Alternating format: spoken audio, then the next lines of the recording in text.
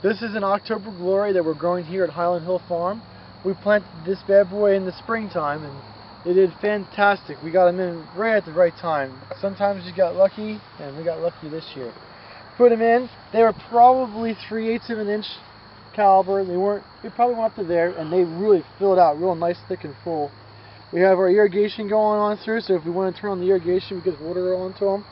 We put fertilizer on them twice, once when we planted them and once in the middle of the summer when we had some real good rain.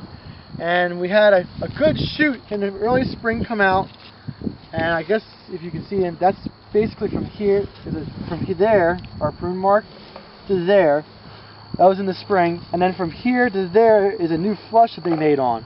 And not always, but this year we did really well with them when we got our second flush coming on. If we keep on keeping them watered, they'll continue to keep on growing for this year.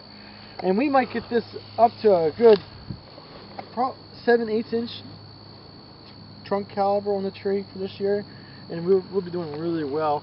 If we do that in the fall, we'll probably come on through and do another trimming on this. If they don't grow anymore, we probably just let them go. But if they do continue to grow, we will trim them. But we'll wait till the leaves fall off and we can see the branch structure a little better before we make our determination on when and how much we're actually going to cut off. Some of them we will have to do, and a good example, I saw them when I was driving down here, but if we see anything like this guy over here with this coming up on the bottom, we'll definitely have to trim that off. And what do you call that? Well, the water spout? That's not really. This is, these are grafted since they're October Glories, so this is coming from the rootstock, so I don't know what you would call that, but we do have to take this off. That's not good for the tree. And we just cut it off, the tree will be fine. Some of these lower branches we may limb up, but you don't have to, I guess. You don't have to, but next year, at the end of the year, we'll definitely limb them up, probably to about chest to shoulder height, and that'll be the final spot where we'll trim them. We won't trim the branches up any more than that. But if this continues to grow out, suppose that this branch right here grows out another 6 inches, then we'll come back and lop it back so it's not like real loose then. It makes it tighter if we do that. But we'll do that over the winter time when we don't have anything else to do. But that's basically it. Like this guy over here, I would probably cut that regardless here, so this branch doesn't get too big. And when we go through and we actually limb it up to there, it won't be too big of an injury for it. So that will be cut, but not, the branch won't be cut, but this will be knocked back so it's not too big of a branching forming on it. You can see this guy over here is kind of the same thing we're worried of. It's a real heavy branch going into it, so we'll probably knock that back so this doesn't grow as thick and as full.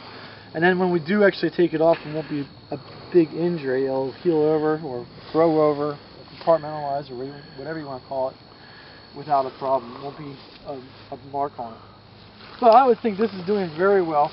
Something like this tree here we'll have to work on a little bit. You can see there's no definite trunk to it at this point, so over the winter time we'll have to figure out how we're going to either cut some branches out or tape it back up so there's one that's definitely strong, but that's something we'll have to work on. That's another thing that's making a single trunk to the tree, and that's always nice to have.